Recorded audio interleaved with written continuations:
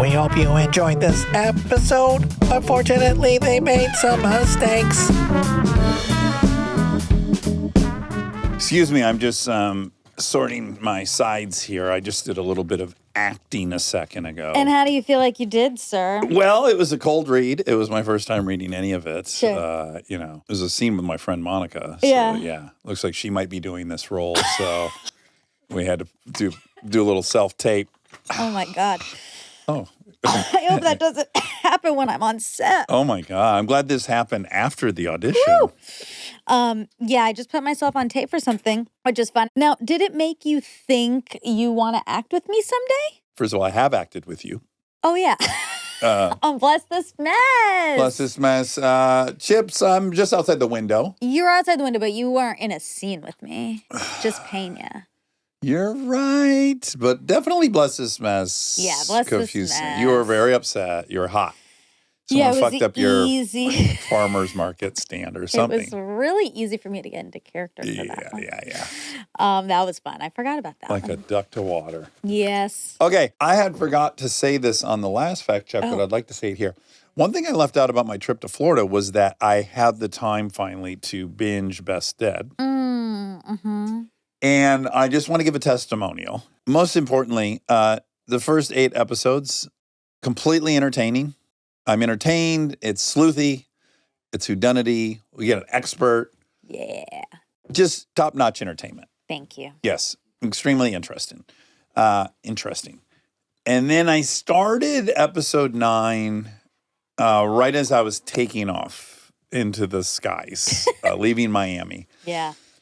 And I know, so you just said you don't like when I cry, but No, I do. that I'm insincere. What did you say? No. Do you think I'm exploiting it or something? No, I know it's all true to you, and Yeah. it's all, and I want you to cry because it's not good for you to build that up like farts. Yeah. But because you never did, and now you do every day. This is also happening simultaneously. This is happening with Jess. Okay. So I think it's an older male thing. I think it is. Yeah, I think we've been holding it in for a very long time. Yeah. And then there's whatever, well, as all other muscles are atrophying. Yeah. Whatever holds in those tears, they are failing too. I know. And I think it's very sweet. I'm just around a lot of men who are crying. Yeah. And sometimes I'm like, wow, do you mean it? Like, but of course you That's mean it. what you said last time too, I know. Of course you mean it, but it's so weird to be around someone for so long who you never see do it, that it takes so much. Yeah. And then now it's like drop of the hat. DOTH. Well, it's not drop of the hat. There are very specific Triggers. categories that get me. You're right. They're pretty predictable. It's not like someone says like, I just had my first baby and I'm weeping. That's like, true. no one says like, I lost my aunt and I start weeping. No, yeah, no. There's just like, You there's didn't. categories that I'm now defenseless Yeah, against. of course. It makes sense. To hear someone be totally accountable for their bad behavior, Yeah. I find so moving. Yeah. It's like, it's impossibly moving. So as that's happening, I'm also a little self-conscious because I'm sitting next to a dude who, right when I sat down, he wanted to bond over the fact that we had the same watch. Oh. Which I was cool and I gave that some time. But all that let me know is like, he is aware of me. It's not like an invisible object sitting next to him, which is often the case when you fly. Sure. He's aware of me. Yeah. So You're being perceived. I've got my I'm being observed, I think. And then so I have my headphones on and it starts getting me. And then I start welling up. And then there is a point in that episode 9 where now just tears are just streaming down my face. I'm not like audibly doing anything. I just have my eyes closed, I have my headphones on. Yeah. And I'm hoping the dude's not looking at me and also maybe isn't. Well, it doesn't matter. There's nothing I can do about it. Yeah. And it was just so moving. I was so moved by it. In a very similar way that episode we've talked about for years, Blame from Radiolab. Yeah. Very moved by it.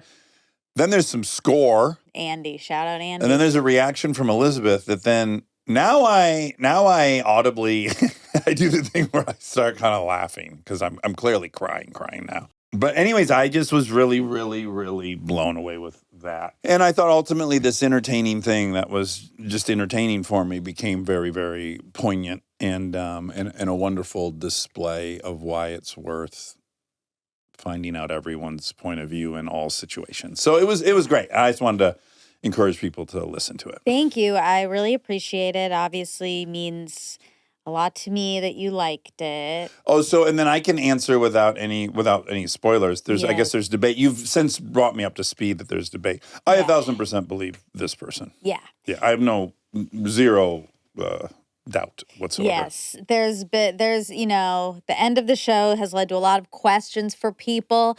A lot of people are skeptical of the end, and a lot of people have said, like, what does Dax think about this? Because no spoilers, but you have a connection to something that's going on in this.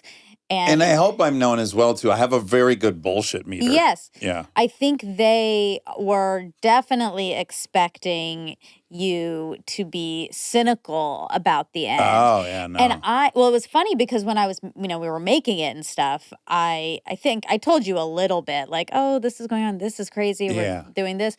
And I didn't at all think you'd be cynical. But then as soon as people started saying it, I was like, oh, no, like he might hear this and be on that team. Yeah.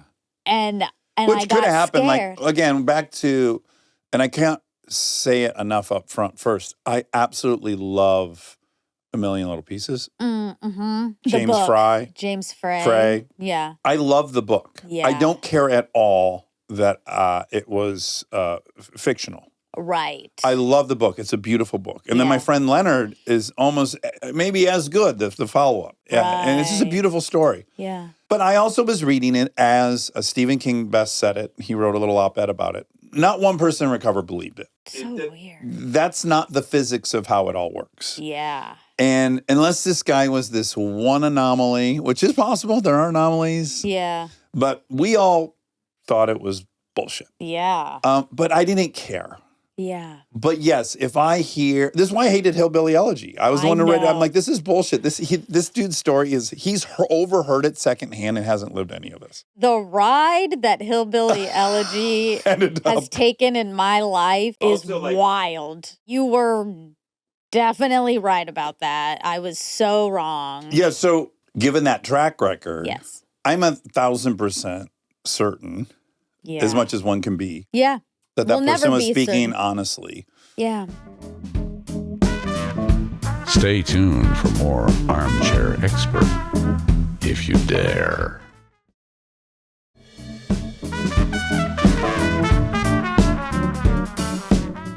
Well, I mean, I wish everyone had heard so we could really deconstruct it a little bit, but it's just like, I think people, it's much easier when you're afraid of somebody or someone has wronged you to assume that there was a great deal of calculation happening. Yeah.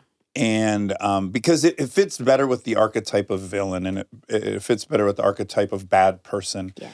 And as someone who's just done a lot of inexplicable things, fucked up, I'm like, I just can relate so much. Like, yeah, people could call me about some stuff and I would be just as like, absence of an explanation as the other people would be. Yes. Like, I don't know why in my 4-day blackout, that the time I think I got closest to dying, it's like, only later the next day I'm realizing like, well, clearly I tried to take a motorcycle ride because the motorcycle's sitting on its side. Yeah. I have pulled ribs. I clearly must have tried to pick that motorcycle up for a very long time. Like, I don't know. Yeah. I don't know where I was going to go or what I thought I should be doing on a motorcycle or whatever. I just, I don't know. Yeah. I mean, I brought you up, obviously, multiple times at the end in our episode 10 when we recapped. And then we also did 2 more episodes on Patreon where we took listener voicemails, and then we answered those. And, there's a lot of poking holes. Yeah. And, I think everyone has their own relationship with what happens in this story. Yeah. And that's also interesting to me. For the people who don't believe, I'm very compassionate to them. Yes. And sympathetic. My hunch is they have been lied to multiple times by an addict or a manipulator or a deceiver. Yeah. And they have lost the willingness to trust again. And I get it. Me too. You know, there were, I felt that way about my dad in some categories. I was like, I'm not even ever buying back into this thing, you know? So if you come in with that, And if you have no connection to it whatsoever, then you also have all these ideas. And I think that was for me, you know, before knowing you and like Eric, I would have been skeptical too. I definitely would have been one of those people. But there have been so many experiences with you that are contradictory in a way that has made me change the way I think about people in a good way. Like, oh, it's really not black and white. It's not that this person behaves in this way and they don't behave in this way and they're this and they're not this. It's like, oh my God, like we really can be. We run the gamut. All of the things. It has totally changed my perspective on humans and for the better. I mean, I'm a better person because of it, definitely. It's the idea that I could never. Is the part that I don't believe in anymore. Like, I don't believe for your relapse when all that was going on, it was so hard for me to compute that was you still. Like, how is this person who I know and love and trust and know wouldn't lie and do, you know, is doing all of like it's very and disorienting. It's very disorienting, and but what I'm saying, and same with, you know, some stuff with some of our other friends, like it's helpful. It's helpful to be reminded that we're all capable of all things at all times, and it doesn't mean someone's good or bad, and it's definitely possible to do things that you don't think you'd ever do. They don't have to be addiction related. Everyone has the chance to do something they thought they would never do. And that's right. And it's everyone knows what it's like to have secrets. And to have and to regrets, lie to protect secrets. Have regrets and have remorse, and it's well, because a lot of people were saying, like, how could the depth of the things that this person was doing, how could they have possibly done that if they had this other thing going on? And I was like, no. I was like, Dax was interviewing big experts. One of the smartest persons we've ever interviewed, in fact, at the lowest point of detox. Exactly. I was like, it's possible. And I understand if their specific relationship with addiction or those people like doesn't present that way. Yeah, that's the other thing I think that's misleading about people who have a kind of a generic idea of what an addict is, which is like everything the person is before they're fucked up is also carries over to when they're fucked up. Yes. So it's like if someone's completely irresponsible sober, guess what?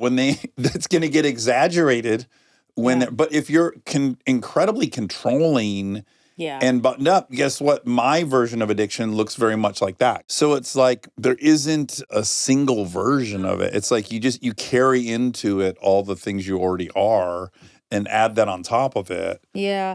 I also think what's good about knowing addicts is like it is helpful because, you know, we all just want answers. I mean, this show explores this too. Like, we want answers the whole time during the show where the questions are coming up and I'm like, why? Wait, why did this person do this? Why? What? And you don't get answers often. We're trying to understand. Yeah, but it's also when that person's done something painful, you want to know why. Like if someone cheats on someone, they're going to be like, why?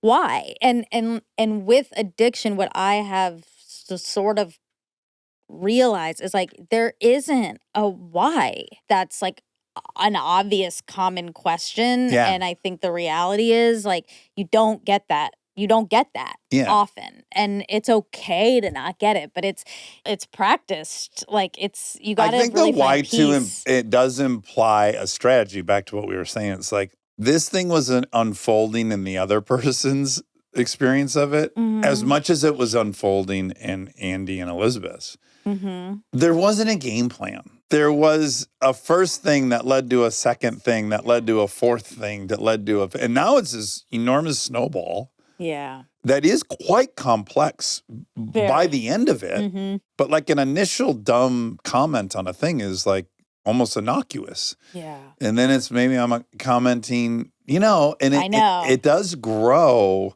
It doesn't necessarily require a game plan or a goal in mind from the person. It can be getting away from them just as much as it's getting away from the victim. Yeah. Yeah. Well, I'm good. really glad you liked it a lot. And it is great job. Means a lot that you like it. Yeah, to you and Elizabeth and Andy. Thanks.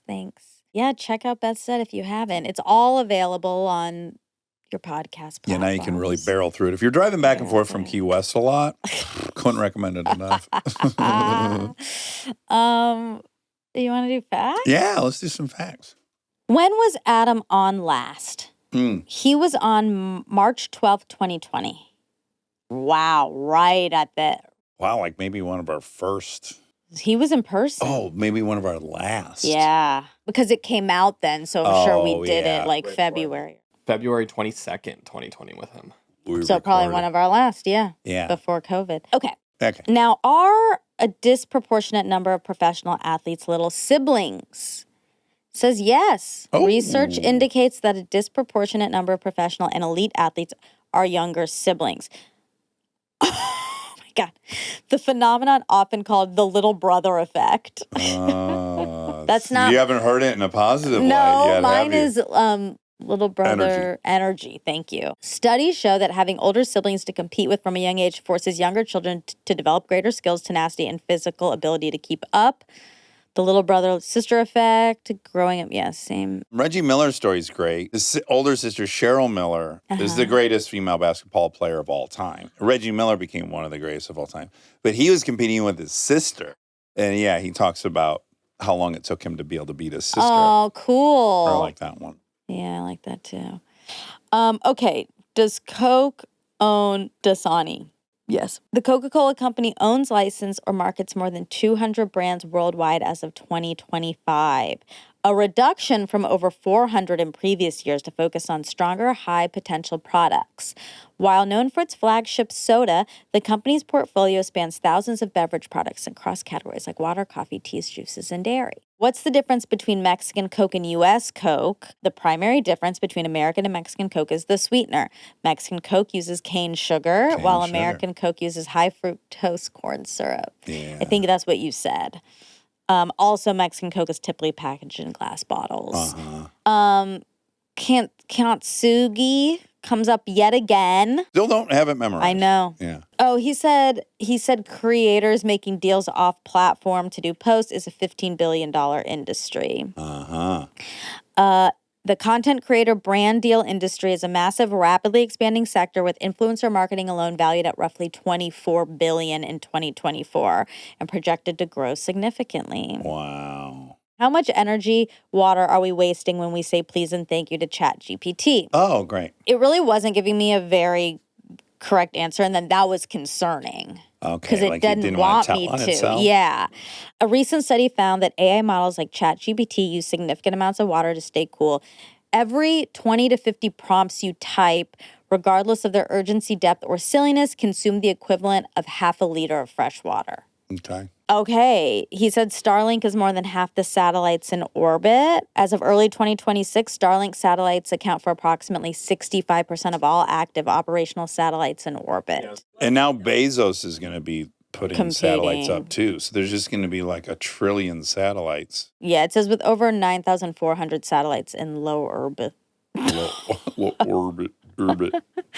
Low Earth orbit, LEO. I'm just wondering, like, when they launch a spacecraft up out of low orbit, like, are they dodging those things? Like, how do they plan it? Like, will there not be a point where there's just a net of those fucking things and we can't even exit now? I know. Because I don't certainly know. if you hit one of those going 17,500 miles an hour, which is how fast they're going, that's going to be an ish. That's an ish, yeah. That's a big time ish. I have it. How's it going? It's fine so far. I have to have it. Yeah. It's the only option. Which is that's interesting. I had a thought. I find myself doing this a little bit, and I kind of caught myself doing it. It was like, let's just say if you hate Elon Musk, it's kind of natural that you would root for him to fail. Mm-hmm. You want him to fail, but what you don't think about is like, I don't know, he's probably got 50,000 employees.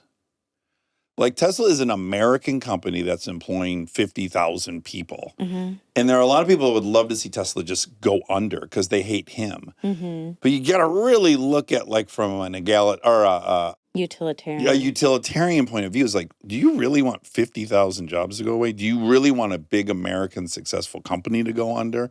Do you really want all that tax revenue to go away? Like, that's a lot of damage because you hate one person. Yeah.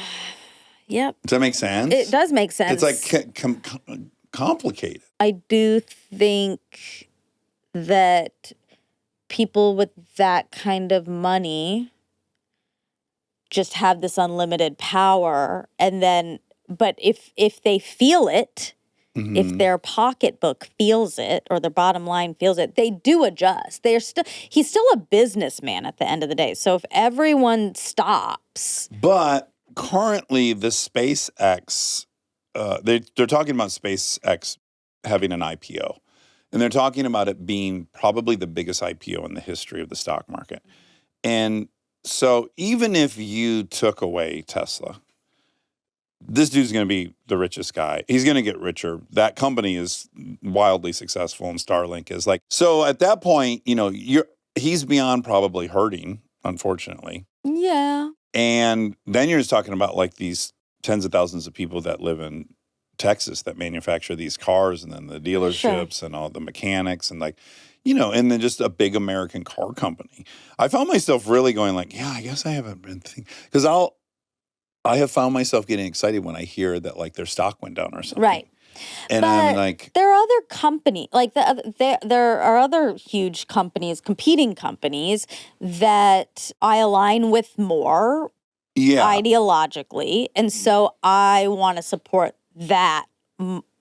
I just want to support that more. Yeah. Unfortunately, there's none of the American big three that have gotten their foot in the door on electric. He's like, that's the only company that really got its foot in the door globally with electric. Yeah. I don't have that issue because I do not like Teslas, regardless of him. Sure. If that was a car that I was like, fuck, like I love that car. I don't. I feel so nauseous in those cars. Like I specifically ask on Uber, like, no Teslas. Yeah. Because I don't like them. So that's not an issue for me. What's Kristen has an American Electric. Bolt, yeah. Yeah, and that's Bolt. a great, I much prefer that driving experience. I personally do too. Yeah. But I also, I want there to be thriving American industry that employs a lot of people. And then I feel like ethically compromised if I let my hatred of one person get in the way of 50,000 people's livelihood. Yeah, I mean, I guess I know what you mean, but there's all these other people who have jobs at other companies too that those jobs are being threatened with this monopoly being like held, potentially held by him. So it's like, no, I'm probably just going to like veer off over here and try to put my money there. Yeah. This is all personal. People get to spend their money how they want to spend it. That's right. You get to vote with your money. You do. You get to do whatever you want. Oh, well, I would think it was abundantly clear in the interview, but I love Adam. I'm impressed that he puts himself out there on a hard topic. He's also pretty staggeringly smart. Yeah, like when I've watched all these other interviews, like the amount of things he has a full comprehension of is pretty massive. Yeah. Which I think you have to in that role. Yes, definitely. Yeah, he was great. Yeah. All right, love you. And we're his favorite food. Oh, right, that's right. That's right. And that was flattering. All right, love you. Love you.